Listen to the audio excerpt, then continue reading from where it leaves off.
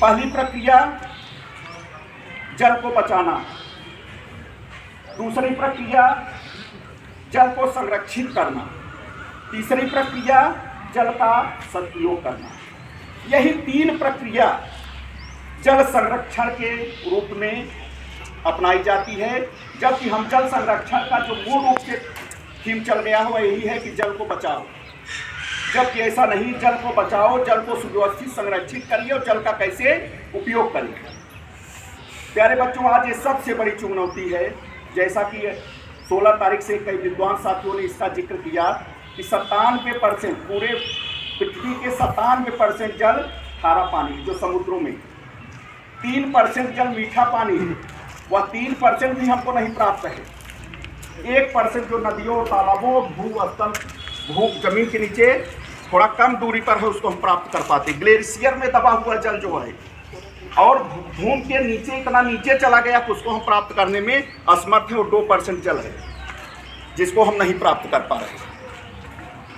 प्यारे बच्चों, 2-3 प्रक्रियाएं हैं सामान्य रूप से जिसकी चर्चा कर की जा चुकी, फिर हम दोहराना चाह रहे हैं। कल जैसे हमारे पीएम श्री के नोडल शिक्षक डॉक्टर अवनीश कुमार झा सर बताए, इतना शानदार तरीके से कितनी तैयारी के साथ आपके पास आए।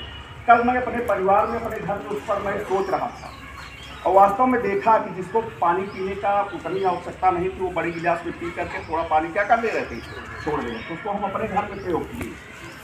यह एकदम बात उसकी सत्य थी। प्यारे बच्चों, आप अपने कभी लोग इस पर हंसते, कोई भी जब जागरूकता चलती, कोई भी कार्यक्रम चलता है सोचते इससे क्या होगा, हम बचा लेंगे तो क्या होगा। आप याद करिए, कभी आप पढ़ते तो आप सोचते मैं पढ़ के क्या करूँगा, मेरे घर में कोई नौकरी ही नहीं पाया, मेरे घर में कोई आगे नहीं पढ़ पाया। इसका मतलब क्या आप पढ़ाई छोड़ देते हैं? नहीं, आप पूरे ताकत के साथ जीवन में आगे बढ़ने का प्रयास करते हैं। जागरूकता कार्यक्रम का मतलब है कि आपसे जितना हो पाए केवल उतना आप इसमें योगदान दीजिए। केवल आप उतना ही अपने परिवार को जागरूक करिए, अपने भाई बहनों को जागरूक करिए और आने वाली पीढ़ी इस जल संरक्षण के महत्व को समझ पाए, जिससे आने वाले दिनों में और अधिक हम लोग सशक्त रूप से समाज में जी सकें। दूसरी पॉइंट जो अभी अधूरा रह गया प्यारे बच्चों, जो 1% जल है नदियों में, तालाबों में, कुओं में, वह 1% जल को भी लोग गंदा करने के लिए, प्रदूषित करने के लिए एकदम जी तोड़ मेहनत कर रहे हैं।